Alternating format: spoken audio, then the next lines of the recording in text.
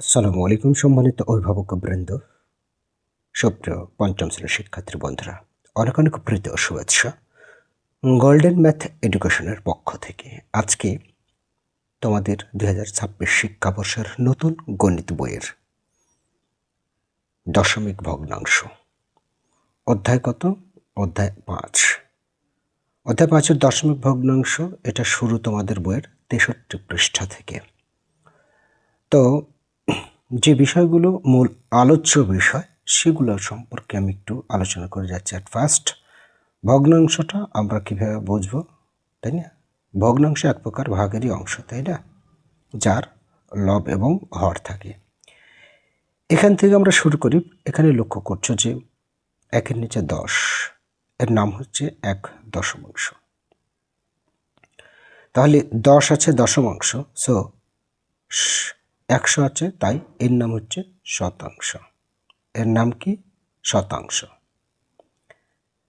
আর এখানে দেখো, এই যে 1.0.1, সুতরাং 1 শতাংশ কি হবে? 0.01। এটা হচ্ছে হাজার, তার মানে এটা হচ্ছে সহস্রাংশ। সহস্রাংশ বানানটা আমি লিখে দিচ্ছি, এই যে সহস্রাংশ, ঠিক আছে? এই ঘরে লিখবে, এই ঘরে সহস্রাংশ। তো এখানে সহস্রাংশ লেখার পরে সহস্রাংশ লিখবে কি করে? 0 অঙ্কে প্রকাশ করবে, 0.01। এই হচ্ছে সহস্রাংশ। মূলত এই দশমিক ভগ্নাংশ প্রকাশেরও একটি শর্ট টেকনিক রয়েছে এবং এর চেয়ে সহজ আর হবেই না। মনে করো আছে হচ্ছে 5-এর নিচে 3, আর নিচে আছে মনে করো 1 লিখে 4টা শূন্য, এটা আছে। তাহলে এটাকে দশমিক ভগ্নাংশে প্রকাশ করবো কী করে? এটা 1, প্রথমটা হচ্ছে 1। তাহলে এটা দশমিক ভগ্নাংশে প্রকাশ যদি করতে চাও, একটা ম্যাজিক টেকনিক রয়েছে। সেটা কি? এই যে এখানে কত আছে? 1। মনে করো ওই 1-এর জন্যই দশমিক আসলো, এই 1-এর জন্যই দশমিক বরাদ্দ হলো। তারপর এখানে শূন্য কয়টা আছে? 4টা। আর উপরে কয়টা অঙ্ক বিশিষ্ট সংখ্যা? 2টা অঙ্ক বিশিষ্ট সংখ্যা। তো এখানে শূন্য আছে 4টা, আর উপরে সংখ্যা আছে 2 অঙ্ক বিশিষ্ট। তাহলে এই 2 অঙ্ক এই শেষের 2 শূন্যকে বরাদ্দ করলো, অর্থাৎ শেষের 2 শূন্যের স্থান দখল করলো। তাহলে শেষের 2 শূন্যের স্থান দখল করলো 5, 3, আরও 2টা শূন্য থেকে যায়, এই 2টা শূন্য এখানে বসে যাবে। এই হচ্ছে টেকনিক। দশমিক ভাগ করে দেখতে হবে না। আচ্ছা, যখন আসবে তখন আরও ভালোভাবে বুঝতে পারবে, আজকে এখানে না বুঝলেও হবে। আচ্ছা, এর পরবর্তীতে এখানে তেমন কিছু নাই। এর পরবর্তীতে এখান থেকে কিছু শেখার বিষয় আছে। এখানে বলেছে যে কতগুলো 1, 0.1, 0.01 এবং 0.001 নিয়ে নিচের সংখ্যাগুলো গঠিত। এখানে ফাঁকা ঘরগুলো পূরণ করি। এই অঙ্কগুলো এখানে তুলে ধরা হয়েছে। সো আমরা একটু লক্ষ্য করলে দেখতে পাচ্ছি এই সংখ্যাটিতে একটি 1 আছে, একটি করে দেওয়া আছে, অর্থাৎ একটি 1। আর 4টি রয়েছে 0.1, 4টি রয়েছে 0.1। তারপর 6টি রয়েছে 0.01। এই যে 6, দেখো কথায় রয়েছে, এখানে 6 আছে শতাংশের ঘরে। সুতরাং শতাংশ কীভাবে লেখে? 0.01, তাই না? তারপর 9 হচ্ছে সহস্রাংশের ঘরে আছে, তাহলে 9টি 0.001। অর্থাৎ এখানে বিষয়টা যদি ক্লিয়ার করে আরেকটু বোঝাই, সেটা হচ্ছে তোমার এই যে তোমার শূন্যের পরে দশমিকের পর সাপোজ আমি এইটা লিখব 9, তাহলে 9টি কি রয়েছে? 9টি তোমার এই যে প্রথম দশমিকের পরে প্রথম 2 ঘর 0, তার মানে 0.00 আর শেষেরটি হচ্ছে 1, 9টি এটা রয়েছে। এইভাবে বের করতে হবে।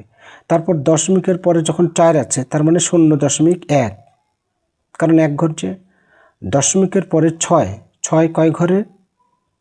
2 ঘরে, দ্বিতীয় ঘরে গিয়ে আছে, অর্থাৎ শতাংশে আছে, তার মানে 0.01।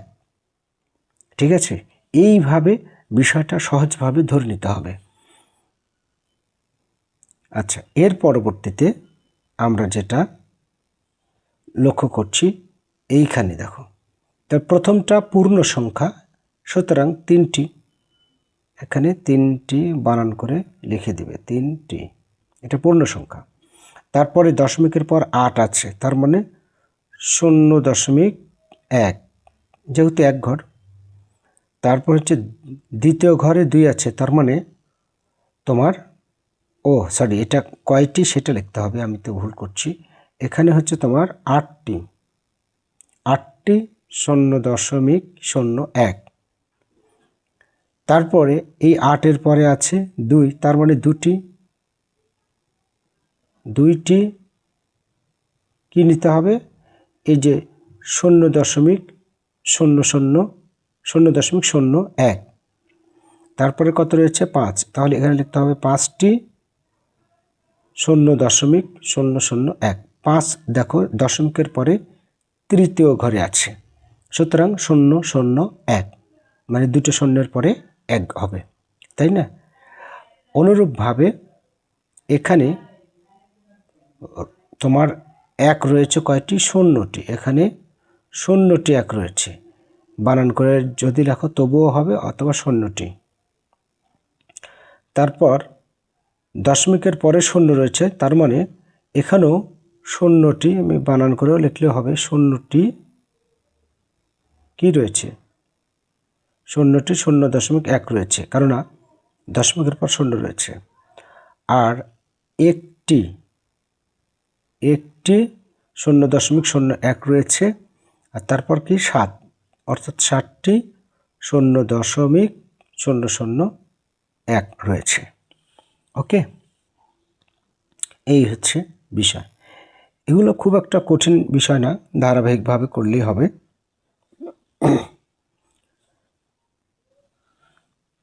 এখানে আরেকটি বিষয় একটু লক্ষ্য করে দেখো, এখান থেকে আমি যদি তোমাদের আরেকটু ভাবে বোঝানোর চেষ্টা করি, অনেকে হয়তো এখনও বোঝেনি, এটা দেখে যদি বোঝানোর চেষ্টা করি, প্রথমে 3, তাহলে 3টি 1 রয়েছে। তারপরে কি 8, তাহলে রয়েছে 8টি 0.01, ধারাবাহিকভাবে যাচ্ছে, প্রথমে 1, তারপর এটা, তারপর কত রয়েছে? 2, তার মানে 2টি 0.01 রয়েছে।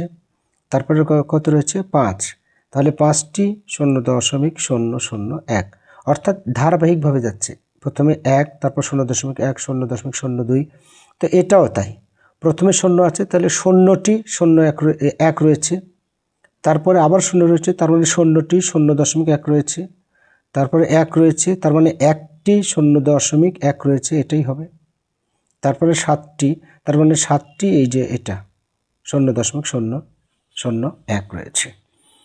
ঠিক আছে, আচ্ছা, নিচের প্রশ্নগুলোর উত্তর লিখি। 155টি 0.01 নিয়ে গঠিত সংখ্যাটি কত? তা প্রথমে বলছে 155। এখানে দেখো, যদি আমরা ডান দিক থেকে করি, কয় ঘর পর দশমিক? 0.1, 2, 2 ঘর পর দশমিক, তাহলে 1 2, 2 ঘর পর দশমিক হলে এটা, তার মানে 1.5 সংখ্যাটি গঠিত। যদি তুমি 155টি 0.01 নাও তাহলে এটা গঠিত হবে। 155টি 0.001 নিয়ে গঠিত সংখ্যাটি কত? তো 155 লিখব। এখানে দেখো 1 2 3, 3 ঘর পরে দশমিক রয়েছে, তাহলে 1 2 3, তার মানে এখানে দশমিক হবে, আর তার আগে একটা শূন্য দিয়ে দাও দশমিককে স্পষ্ট করার জন্য। তারপরে কতটি 0.01 নিয়ে 6.82 গঠিত? এখানে দেখো দশমিকের পর কয় ঘর? দশমিকের পর 2 ঘর, এখানেও দশমিকের পর 2 ঘর। তো যেহেতু 2 ঘর আছে, দশমিকের পরে 2 ঘর, এখানে দশমিকের পর 2 ঘর, তাহলে সেটা উঠে যাবে, হবে হচ্ছে 682। ঠিক আছে, 682। কতটি 0.001 নিয়ে এটা গঠিত? এখানে দশমিকের পরে 0.01 3 ঘর, এখানে দশমিকের পরে 2 ঘর, তাহলে আরেকটি ঘর নিয়ে নিতে হবে। দশমিকের পরে যেহেতু আছে 2 ঘর, আরেকটা শূন্য নিয়ে তার অভাবটা পূরণ করতে হবে। এটা হচ্ছে সহজ টেকনিকে শেখার জন্য একটা ভালো উপায়। ঠিক আছে, এটা সহজভাবে শিখবো আমরা, এর ব্যতিক্রম কিছুই না। এবারে আমি বইয়ে এই বিষয়টা করে দিই, তাহলে আরো ভালো বুঝবে। দেখো সংখ্যা রেখায় ক থেকে 6 পর্যন্ত,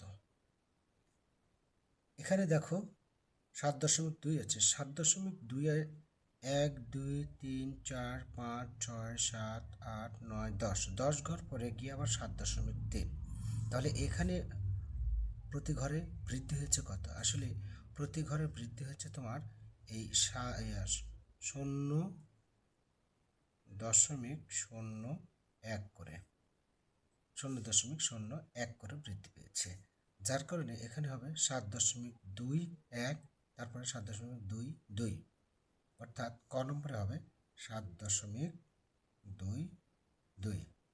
ঠিক আছে, তারপরে 7.3 গেল, 1 2 3 4 5, তার মানে 7.35।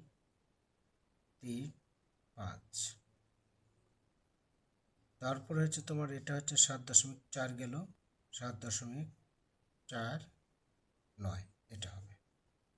ঠিক আছে, আচ্ছা। তারপরে এখানে দেখো ঘ নম্বরে হচ্ছে 0.01, তারপরে 10 ঘর পর গিয়ে 0.02, তার মানে এখানে প্রতি ঘরে বৃদ্ধি হচ্ছে 0.001, 0.01। তাহলে এটা যদি 0.01 হয়, তাহলে এটা কত হচ্ছে? এটা হচ্ছে তোমার 0.001, এটাই 0.001 হচ্ছে। তারপর 0.002, হ্যাঁ, এইভাবে দেখো এটা 1 2 3 4 5 6 7 8 9, 0.09, তারপরে হবে 10। তো 10 যখন হবে তখন এই যে এখানে লিখছি 0.001, 10 যখন লিখব তখন এখানে 1, এখানে 0 হবে না, আর সেই টাইমেই দেখো এই যে 0.01 মিলে যাচ্ছে। তাহলে পরেরটা হচ্ছে 0.123, অর্থাৎ 0.013, 0.013। তারপরেরটা হচ্ছে যে তোমার 0.02, 2 এর পর আছে 1 2 3 4 5 6 6, তারপর 6 নম্বরটা আছে 0. এখানে 0.3 পরে 0.3, এরপরে হচ্ছে তোমার 8 ঘর 9, তার মানে 0.8, 0.038, এটা উত্তর হবে। ঠিক আছে, 0.038। অঙ্কগুলো আবারও অনুশীলনীতে গিয়েও আছে, তখন ইনশাল্লাহ ভালো করে বুঝতে পারবে। যদি একবার বুঝে না থাকো আর একটু দেখবে, যেহেতু নতুন বিষয়, নতুন অঙ্ক, সো একটু প্রথম অবস্থায় সমস্যা হতেই পারে, তবে বারবার একবার বেশি দেখে নাও, তাহলে এই বিষয়টা ভালোভাবে বুঝবে। আমি যদি আরও একটিবার রিভিশন দিয়ে আসি, এখানে সহজভাবে বসানোর নিয়ম কি, এই যে এখানে 3 আছে তাই 3, এখানে পূর্ণ সংখ্যা 1 তাই 3, 3-এ বসালে 8, 8টি বসালে 3টি বসালে 2, 2টি বসালে ভরবে 5টা, 5টি বসালে ধারাবাহিকভাবে। তা প্রথমে শূন্য পূর্ণ সংখ্যা আছে, তাহলে 0টি, তারপরেরটা 0টি, তারপরেরটা 1টি, এই 0.01 রয়েছে, তারপরেরটা 7টি 0.001 রয়েছে, তাই না? শুধু বসিয়ে দাও। তো ভালো থেকো শিক্ষার্থী বন্ধুরা, আগামী দিনে ইনশাল্লাহ নেক্সট পৃষ্ঠা থেকে তুলে ধরো। আল্লাহ হাফিজ।